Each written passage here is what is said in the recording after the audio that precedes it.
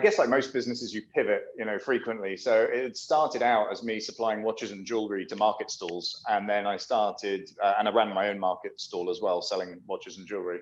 And really it kind of morphed into selling anything, buying and selling. It was like a trading business. And one of the things I started trading was video games, but like the coin operated ones, the great big machines. And then I realized actually you could put them into pubs and takeaways and bars and things like this, and people go play them. You split the takings with the owner.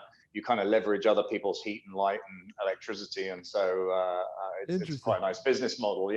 So I kind of expanded that, and I had 28 machines sited all over the county where I'm from in the UK. And then I decided, and by the way, at this point in my kind of career, most things I touched had worked. So I think I was a bit of an arrogant little ass at this point, and I decided to buy an amusement arcade, like a premises, where you could put all of these machines. And so I bought this premises, and that was the business that went bust. It was that next level of expansion that basically fell over. Suddenly I was using other people, from using other people's rent and heat and lights and electricity, I went to my own rent and heat and light and electricity. And also you have to attract the customers to come there. They're a very different kind of customer. They're kind of the people that are really into their gaming and gambling versus the people that might go to a bar and casually play on a thing that's flashing in the corner.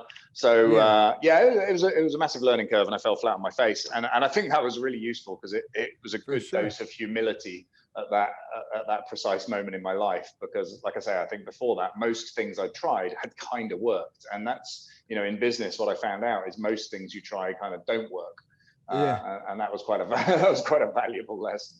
For sure, man. I think that's like, people need to, I think, go towards the failure quicker, because like, as you said, it was a big lesson, and we prolong it so long, and it's like, if you could just get it done now, just like, exactly. And what, I was 18 when it happened. And of course, emotionally I was destroyed. I was like, I remember I'd moved away from my parents when I was 17. I lived in my own apartment when I was 17 years old. And I had to move back with my parents, tail between my legs. They didn't even have a spare room for me anymore because I've had a brother who was born since then.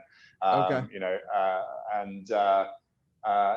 was all kind of like a big kind of deal. But then I realized, literally after 2 to 3 months of wallowing in my own self-pity and kind of licking my wounds at home, you realize, well, hang on a second, like I've got all my arms and legs. Nothing actually really changed. The days before you go bust are horrible.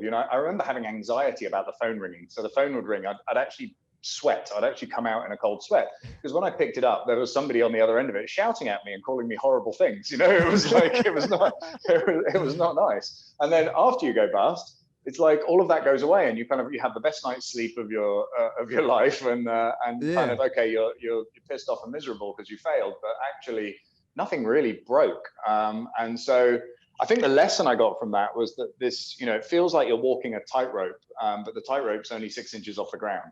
So you lose sight of the fact that if you fall off, actually, it's not that big a deal. You can get back on again. And if you know 100%. The tightrope's only 6 inches off the ground, why not, instead of tiptoeing across it, why not take a fucking run at it next time?